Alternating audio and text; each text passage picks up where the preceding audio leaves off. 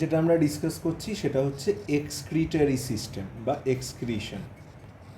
Human বডিতে main যে excretory অর্গ্যানটা থাকে সেটা হচ্ছে কি না, পেয়ার অফ কিডনিস থাকে, একটা রাইট সাইডে থাকে আর একটা লেফট সাইডে থাকে। আমাদের কিডনির পজিশন কি বডিতে পস্টেরিয়ার পজিশনে থাকে। পস্টেরিয়ার মানে পেছনের দিকে, মানে ডরসাল সাইড, মানে কিডনিটাকে আমি সামনে থেকে অ্যাক্সেস করতে পারবো না। আমাদের সব অর্গান আমরা সামনের দিক থেকে অ্যাক্সেস করতে পারি, শুধুমাত্র কিডনিকে আমরা পস্টেরিয়ার সাইড বা ডরসাল রিজিয়ন দিয়ে অ্যাক্সেস করতে পারি, পিঠের কাছে থাকে। ঠিক আছে, তো ওই লাম্বার ভার্টিব্রি থেকে স্যাক্রাল ভার্টিব্রি মানে ওই লোয়ার ব্যাকের রিজিয়নটায় কিডনিটা মেনলি থাকে। রাইট কিডনিটা লেফট কিডনির থেকে একটু নিচে থাকে, বিকজ অফ যত মেজর অর্গ্যানস আছে আমাদের বডিতে সেগুলো যেহেতু রাইটে আছে, তাই জন্য রাইট কিডনিটা একটু টিল্টেড থাকে নিচের দিকে। কিডনি স্ট্রাকচারটা যদি দেখি, সবার বাইরে কি থাকে, কিডনির সবার বাইরের লেয়ারে দেখা যায় ফ্যাটের টিস্যুর লেয়ার। ঠিক আছে, তো এইটা যদি একটা কিডনি হয় তাহলে কিডনির সবার বাইরে যেটা ফ্যাট টিস্যুর লেয়ার থাকে, this layer is called renal fat. Renal ফ্যাটের ঠিক নিচে যে লেয়ারটা থাকে রেড দিয়ে যেটা দেখানো হয়েছে, that is called renal cortex. এটা হচ্ছে রেনাল কর্টেক্স হলো। আর এই ভেতরের রিজিয়নটা যেখানে এই কম্পার্টমেন্টগুলো আঁকা, that is called renal medulla or medulla. So, outer region of the kidney is called renal cortex and inner region of the kidney is called renal medulla. Renal মেডালার মধ্যে এরকম কম্পার্টমেন্টস দেখা যায়, compartments like this. This compartments are called renal pyramid. হলো, তাহলে কি বললাম, the outermost layer is renal fat, then renal cortex, then renal medulla, and into the main renal medulla there are pyramid-like structures, those are called renal pyramid.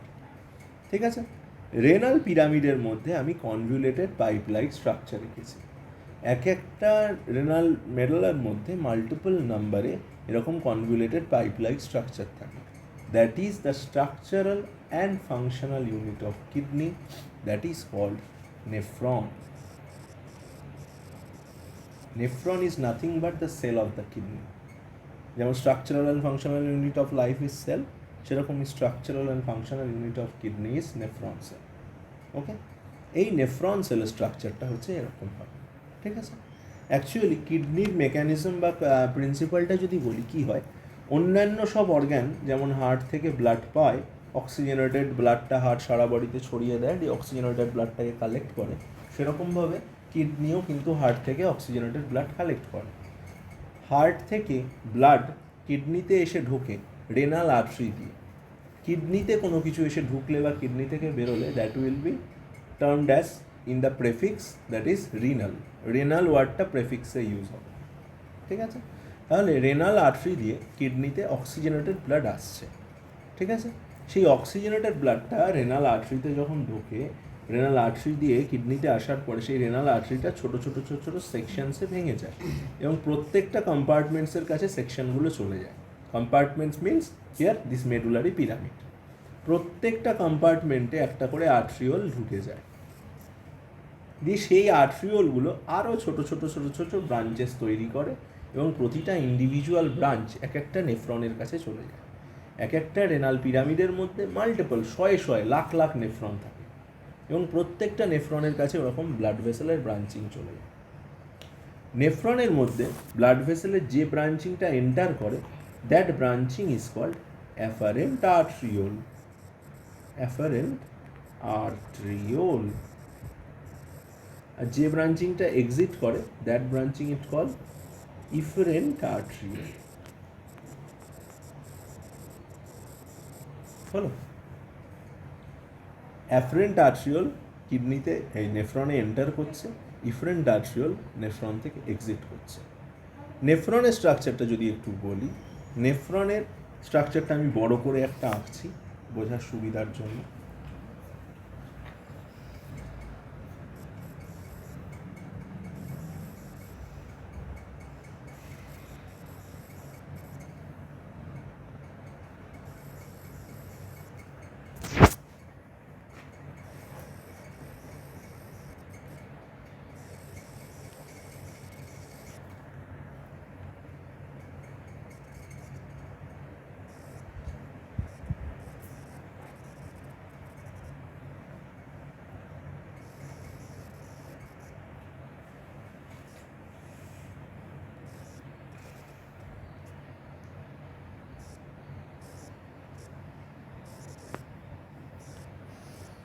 এটা more or less the structure of a nephron, ঠিক আছে? তো নেফ্রনের মধ্যে আমি বললাম যে এইভাবে যে নালীটা এসে ঢুকছে, যে ডাকটা এসে ঢুকছে, that is called afferent arteriole, আর যেটা বেরোচ্ছে that is called different arteriole. So this is afferent and this is efferent. হলো? আর এখানে কি হয়েছে, এখানে ক্যাপিলারি নেটওয়ার্ক থাকে, ঠিক আছে? এখানে ক্যাপিলারি নেটওয়ার্ক তৈরি হয়েছে। হলো? এইবার কি হচ্ছে, আর্ট্রিওল কি ধরনের ব্লাড ক্যারি করে আনছে, কি ধরনের blood? This is O2 blood. আর এর নাম কি বললাম আমি? অ্যাফারেন্ট আর্ট্রিওল, এ লিখলাম, অসুবিধা নেই। আর এটার নাম কি বললাম? ইফারেন্ট আর্ট্রিওল। মনে রাখবো কি করে? ইফারেন্ট আর্ট্রিওল, ই ফর এক্সিট, তার মানে ইফারেন্ট আর্ট্রিওল বেরোচ্ছে আর অ্যাফারেন্ট আর্ট্রিওল এন্টার করছে, এভাবে মনে রাখবো। আচ্ছা, সো অ্যাফারেন্ট আর্ট্রিওল ঢুকছে, ইফারেন্ট আর্ট্রিওল বেরোচ্ছে। এইবার এই ইফারেন্ট আর্ট্রিওলটা বেরিয়ে নেফ্রনটাকে উল্টো দিক থেকে কয়েল করে। উল্টো দিক থেকে মানে এটা যায়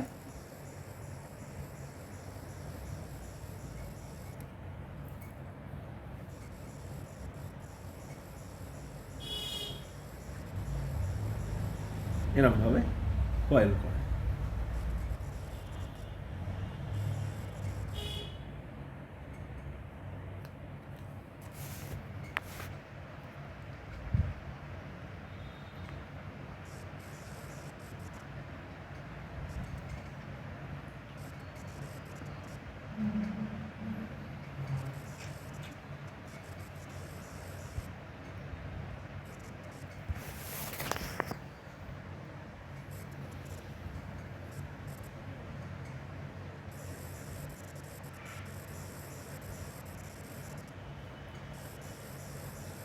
হলো?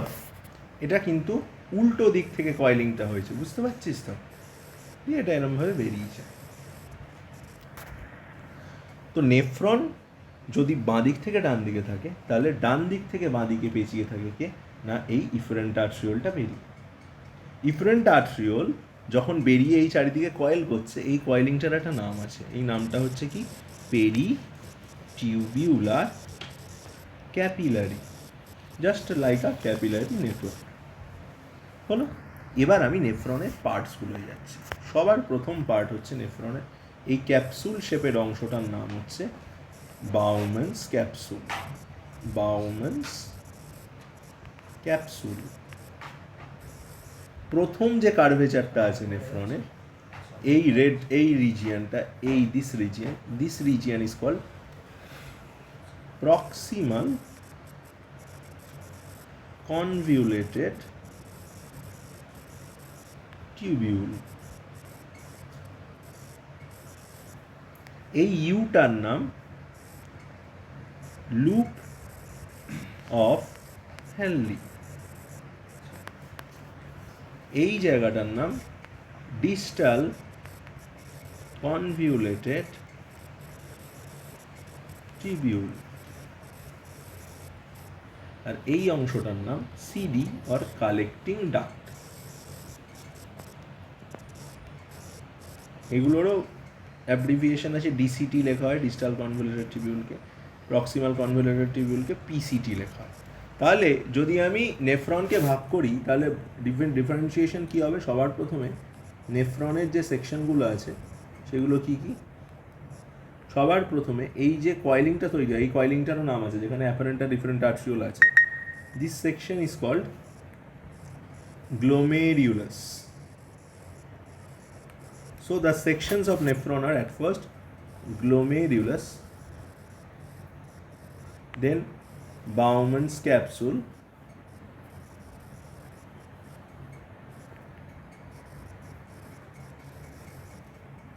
then PCT, then DCT, then loop of Henle, and last CD, collecting duct. এর মধ্যে গ্লোমেরুলাস আর বাউম্যানস ক্যাপসুলকে একসঙ্গে একটা নাম দেওয়া হয়, that name is Malpighian corpuscle. হলো, মনে রাখতে পারলে রাখবি, না হলেও চলবে।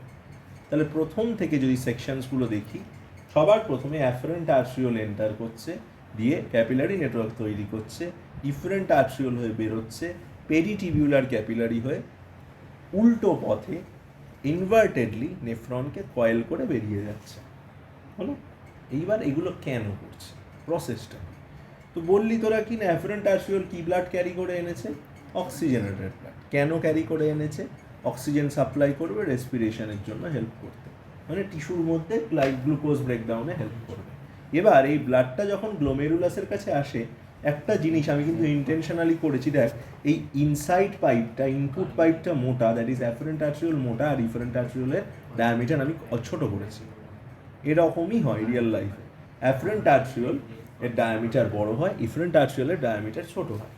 যদি ইনসাইড পাথওয়ে আউটসাইড পাথওয়ের থেকে ব্রড হয়, তাহলে কি হবে? ভেতরে একটা প্রেশার তৈরি হবে।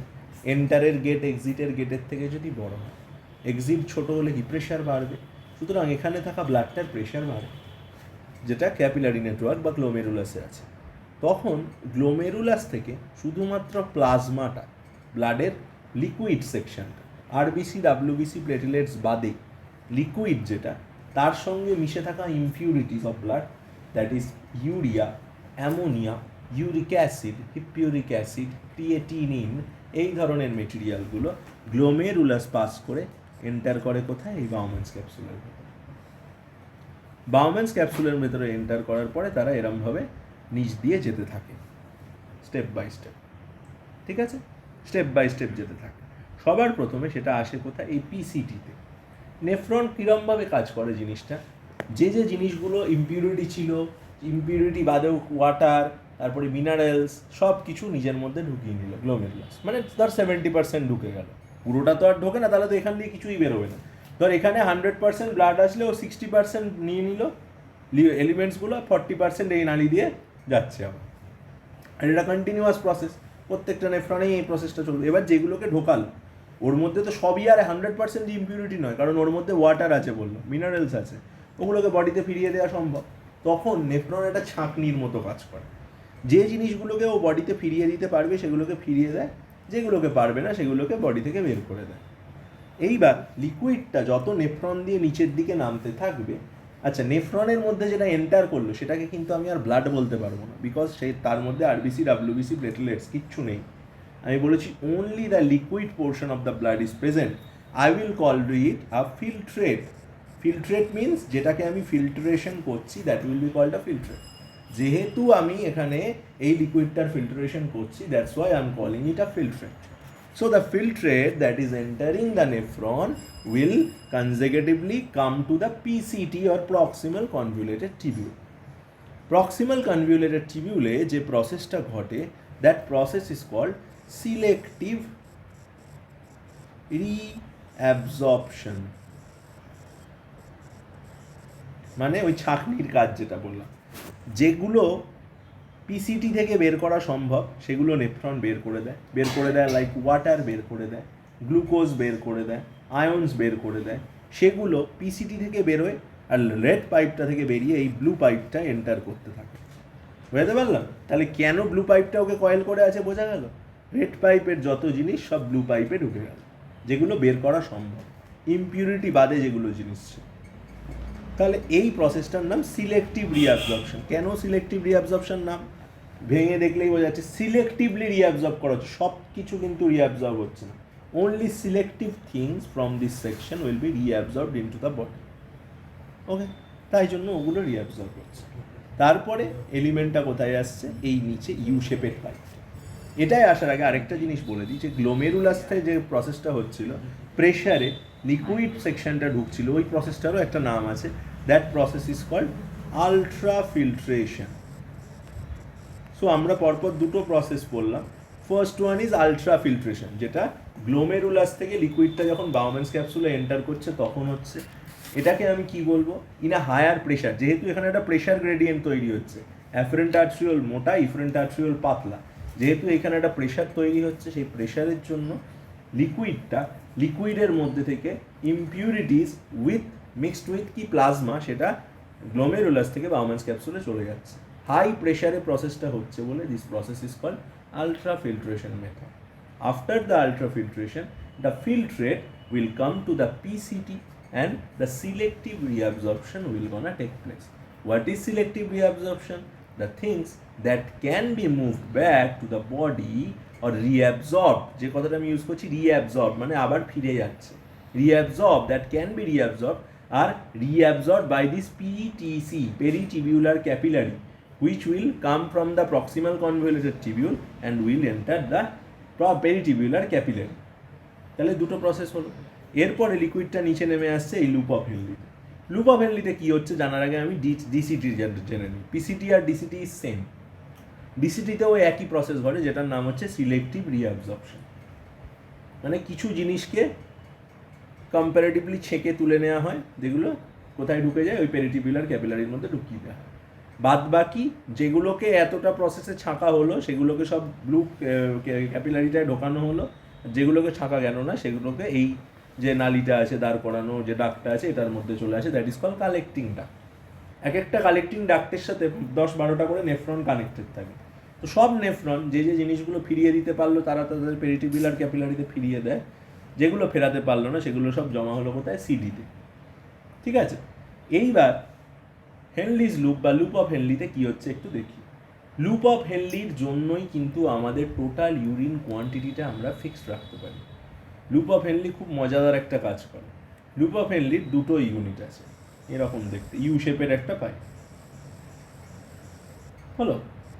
তো ওটা আমাদের টোটাল ইউরিন কোয়ান্টিটিকে হাফ করে দেওয়ার ক্ষমতা রাখে। কী করে? লুপ অফ হেনলির দুটো লিম্ব আছে, একটা নিচের দিকে নেমেছে, একটা উপরের দিকে উঠেছে। যেটা নিচের দিকে নেমেছে that is called descending limb, আর যেটা উপরের দিকে উঠেছে that is called ascending limb.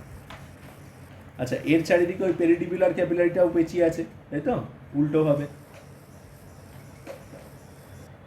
ঠিক আছে, আর একটু জিনিসটা একটু কমপ্লেক্স হবে। পেরিটিকুলার ক্যাপিলারির যেটুকু অংশ, যেটুকু সেকশন লুপ অফ হেনলির চারিদিকে পেঁচিয়ে থাকে দ্যাট ইজ কল্ড ভাসা রেক্টা। মনে রাখতে পারবি? পেরিটিকুলার ক্যাপিলারি যেটা ছিল, পেরিটিকুলার ক্যাপিলারি যেটুকু সেকশন লুপ অফ হেনলির চারিদিকে পেঁচিয়ে থাকে দ্যাট ইজ কল্ড ভাসা রেক্টা। ঠিক আছে, না মনে রাখতে পারলেও চলবে, শুধু শুধু পেরিটিকুলার ক্যাপিলারি বললেও হবে। আচ্ছা, এবার দেখ, ব্লুটা ডান দিক থেকে বাঁ দিকে গেছে আর রেডটা বাঁ দিক থেকে ডান দিকে। কি হয় এখানে? খুব সিম্পল একটা প্রসেস হয়। লুপ অফ হেনলি দিয়ে লিকুইড যত নিচের দিকে নামতে থাকে, ডিসেন্ডিং লিম্বটা পাতলা ওয়াল দিয়ে তৈরি। ক্লাস 9-এ টিস্যু পড়েছিলি, স্কোয়ামোস এপিথেলিয়াম টিস্যু পড়েছিলি, কিউবয়েডাল এপিথেলিয়াম টিস্যু পড়েছিলি। সব থেকে পাতলা এপিথেলিয়াম টিস্যু কোনটা? Squamous epithelium. কোথায় থাকে? এইটা, দিস থিং। সেরকম এই টিস্যুটা স্কোয়ামোস এপিথেলিয়াম দিয়ে তৈরি, এই ডিসেন্ডিং লিম্বটা। এইখান থেকে সলিউট নয় সলভেন্ট বেরোতে থাকে। মানে ধর কোনো একটা লিকুইড এই জায়গাটায় আছে, এখানে ধর 100 ml ওয়াটারে 20 গ্রামস অফ আয়ন মিশে আছে। এবার আমি বললাম এটা শুধু সলভেন্ট পাস করতে দেবে, সলিউট পাস করবে না। ধর একটু নিচের দিকে নামলো এবং এখান থেকে সলভেন্ট বেরিয়ে আসলো এবং হলো 80 ml অফ ওয়াটারে 20 গ্রাম অফ সলিউট। মানে সলভেন্ট কোয়ান্টিটি কমলো কিন্তু সলিউট কোয়ান্টিটি ইজ ফিক্সড। এটা কি হলো বলতো? কনসেন্ট্রেশন বাড়লো না কমলো? বেড়ে গেল। কনসেন্ট্রেশন বেড়ে গেল। সলভেন্ট কমলো, সলিউট তো ফিক্সড, তাহলে কনসেন্ট্রেশন তো বাড়বে। একটা চিনি জলকে যদি গরম করি সেটা তো ঘন হয়ে যাবে, আর কনসেন্ট্রেশন বেড়ে যাবে, because solvent, that means the water is reducing. সেরকমই আরেকটু নিচের দিকে দেখা গেল 50 ml অফ ওয়াটারে 20 গ্রাম অফ সলিউট, মানে আরও বেড়ে গেল। এই আর্মটা শুধু কমতে থাকে, মানে কনসেন্ট্রেশন বাড়তে থাকে। এরপরে সেটা আসে হচ্ছে অ্যাসেন্ডিং আর্মে। অ্যাসেন্ডিং আর্মে উল্টো ঘটনা, এখান থেকে শুধু আয়ন বেরোতে থাকে আর লিকুইড আর বেরোবে না। মানে 50টা এবার ফিক্সড হয়ে যাবে, এবার কমতে থাকবে কি আয়নটা। ধর 50 থেকে হয়ে গেল 20, থেকে হয়ে গেল 16 থেকে হয়ে গেল 14, 50তে 50টা ফিক্সড। আগেই বলেছি যে ml আর চেঞ্জ হবে না, যা বেরোনোর বেরিয়ে গেছে। এবার একটা সময় দেখা গেলো 50 ml 10 গ্রাম। দেখ 100-এ 20 গ্রাম আর 50 ml 10 গ্রাম দুটো কনসেন্ট্রেশনই কিন্তু সেম, 1:5:1 রেশিও। ডিফারেন্সটা কি হয়েছে এই দুজনের মধ্যে? Total quantity is half, dilute আর concentration same, concentration is quality is same, the quantity is different. এটা 100 ml 20 গ্রাম ছিল, এটা 50 ml 10 গ্রাম হয়ে গেছে, the total quantity of the liquid is just half. এটাই হচ্ছে মেন ব্যাপার। Quality is same but quantity is half.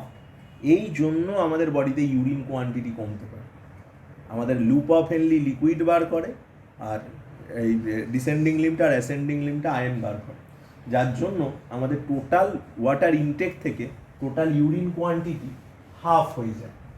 ঠিক আছে, টোটাল ইউরিন কোয়ান্টিটি হাফ হতে পারে, যার জন্য আমরা 5 লিটার জল খাই, 1 লিটার জল ইউরিনেট হয়। ঠিক আছে, কারণ আমাদের বডিতে এই সিস্টেমটা চলে। ঠিক আছে, বোঝাতে পারলাম? দুটো আর্ম, দুটো লিকুইড, দুটো জিনিস বার করছে, ডিসেন্ডিং লিম্বটা বার করছে ওয়াটার, অ্যাসেন্ডিং লিম্বটা বার করছে আয়ন্স।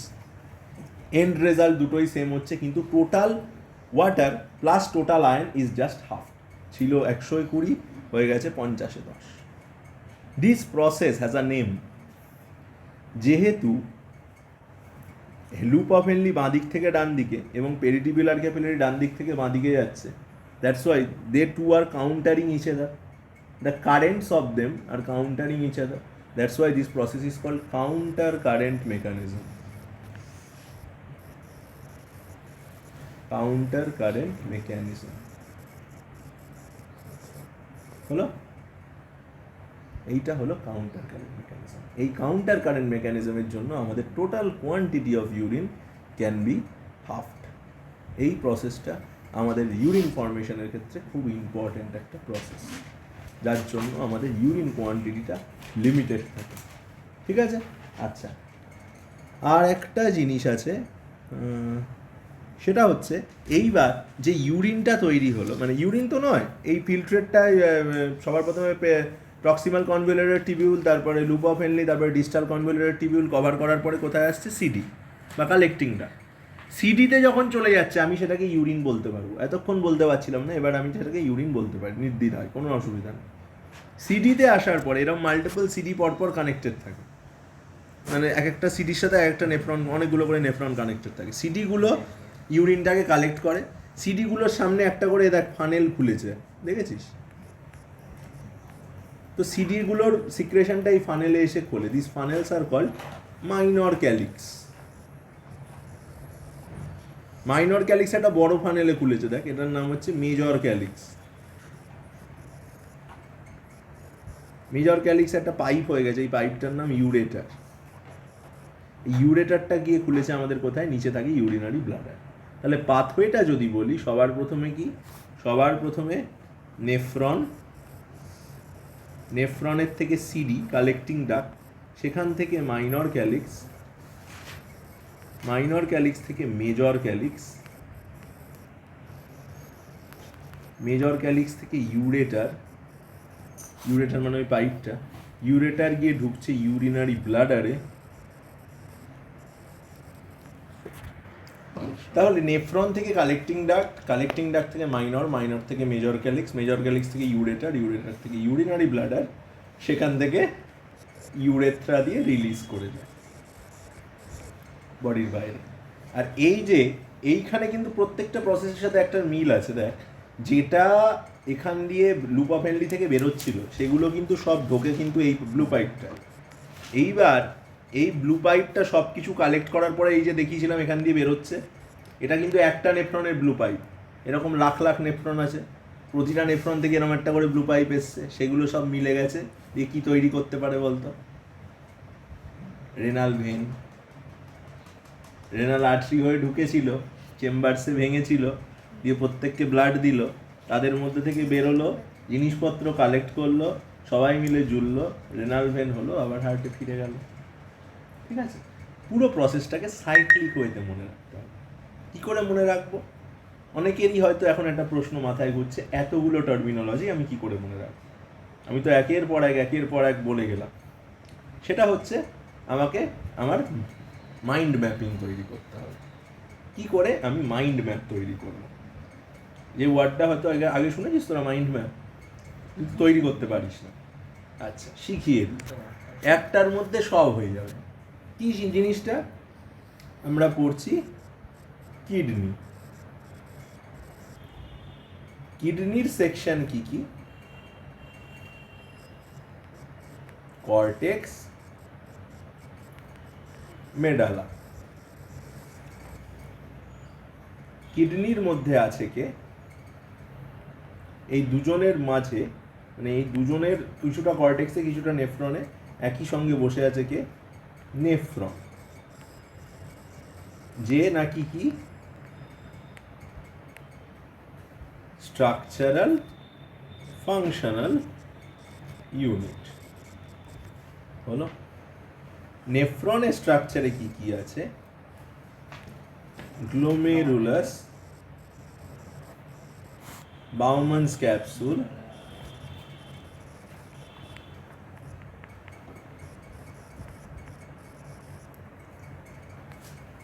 PCT, DCT, loop of Henley,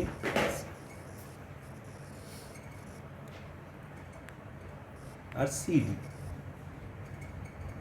glomerulus আর বাউম্যানস ক্যাপসুলের মধ্যে যে প্রসেসটা হচ্ছে আলট্রা ফিল্ট্রেশন,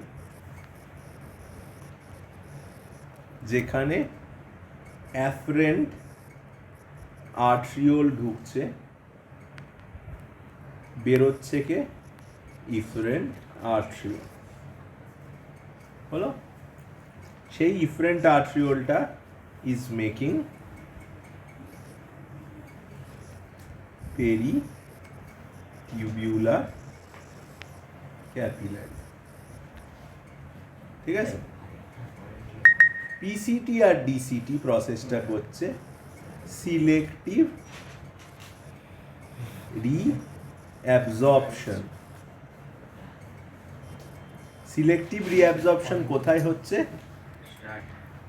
সিলেক্টিভ রিঅ্যাবজর্পশন, আমি কি বললাম? সিলেক্টিভ রিঅ্যাবজর্পশন হয়ে কোথায় ঢুকছে?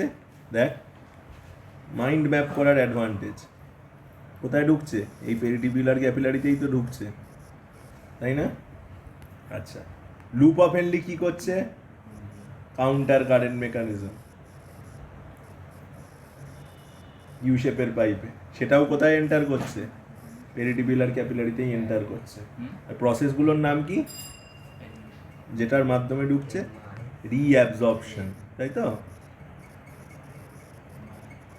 এখানেও তাই। এবার যেগুলো এক্সেস সেগুলো আসলো ইসিডিতে। সিডি এক্সেস, যেটাকে আমি কি বলবো? ইউরিন। সিডি থেকে যাচ্ছে কোথায়? মাইনর ক্যালিক্স, সেখান থেকে মেজর ক্যালিক্স, সেখান থেকে ইউরেটার, যেটা হচ্ছে পাইপ, মানে এই কিডনি থেকে যে পাইপটা নেমেছে দুদিকের কিডনি থেকে, দ্যাট ইজ কল্ড ইউরেটার, যেটা গিয়ে খুলেছে এখানে একটা ব্লাডার লাইক স্ট্রাকচার আছে, that is called urinary bladder. This thing is called ureter, আর এই ব্লাডারটা হচ্ছে ইউরিনারি ব্লাডার।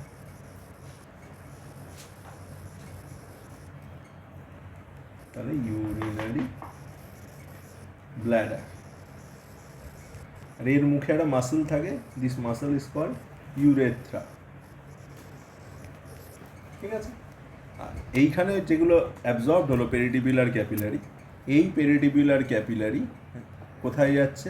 আচ্ছা, এইখানে তাহলে একটা সেকশন বানাই, সেটা হচ্ছে হার্ট, রেনাল আর্টারি দিয়ে দিচ্ছে ব্লাড, যে রেনাল আর্টারি থেকে আর্ট্রিওল হয়ে কিডনিতে ঢুকছে, এই নেফ্রনে ঢুকছে। আচ্ছা, এইবার এই যে এক্সট্রা পেরিটিউবুলার ক্যাপিলারিগুলো, মাল্টিপল পেরিটিউবুলার ক্যাপিলারিগুলো কি হচ্ছে? Joins to form